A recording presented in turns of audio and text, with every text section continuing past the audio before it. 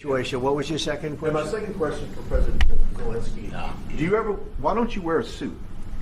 Why don't you wear a suit? You're the highest level in this country's office, and you refuse to wear a suit. Just want to see if you do own a suit. You have problems. A lot of Americans have problems with you not Really? respecting. I don't have the such. office. I will wear costume after this war will finish. Okay. Yes, maybe one. Maybe something like this. something like Yes, yours. sir. Yes. That'd be great. Maybe something better. I don't know. We will.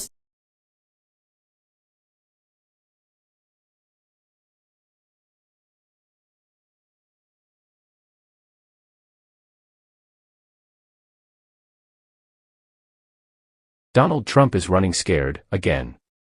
Just one day after his disastrous meeting with Ukrainian President Volodymyr Zelensky, the former president did what he does best: avoid accountability. Reporters tried to press him for answers, but instead of standing his ground, Trump took off, dodging cameras and refusing to answer the tough questions. This isn't just a bad look, it's a sign that things are falling apart for him. But let's rewind for a second. Yesterday's meeting with Zelensky was already a total train wreck. Trump was hoping to make a big spectacle, maybe even spin it in his favor, but it completely backfired. Sources say Zelensky didn't play along with Trump's usual political games, leaving him visibly frustrated. And let's be real, Trump has never been great at handling world leaders who don't just nod and agree with everything he says. After all, this is the same guy who thought he could charm dictators while alienating America's closest allies. The problem? This meeting wasn't just about optics. Trump is still tangled in a mess of controversies regarding his stance on Ukraine, his history with Russia, and his refusal to give clear answers about what he would do if he were president again. The American people deserve to know, would Trump continue supporting Ukraine, or would he abandon them? Would he actually listen to military advisors, or would he make reckless, uninformed decisions like he did before? But when reporters tried to get some clarity, when they asked him point-blank to explain himself, Trump's response: run. Think about it. This is the guy who constantly claims he's the strongest leader, the toughest negotiator, the ultimate dealmaker. And yet, when faced with real questions that require actual answers, he suddenly becomes a track star, sprinting away from journalists as if they're the IRS coming to collect. It's a pattern we've seen before. Trump loves the spotlight when he's controlling the narrative.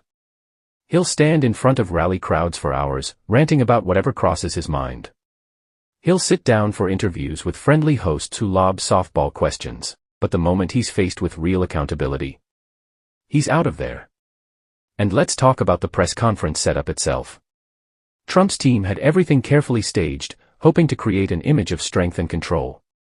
But body language experts pointed out that his frustration was visible even before reporters started pressing him. The moment things didn't go his way, he started fidgeting, shifting in his seat, giving those classic, defensive Trump expressions that scream, "I don't want to be here." And then, boom, he was gone. Now, this isn't just about one awkward moment. It speaks to a bigger issue: Trump's complete inability to handle pressure.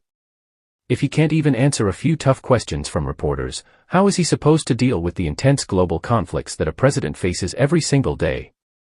If he's too afraid to stand his ground in front of journalists, how can anyone believe he'd stand strong in negotiations with world leaders who actually know what they're doing? And let's be clear, this isn't just a bad day for Trump.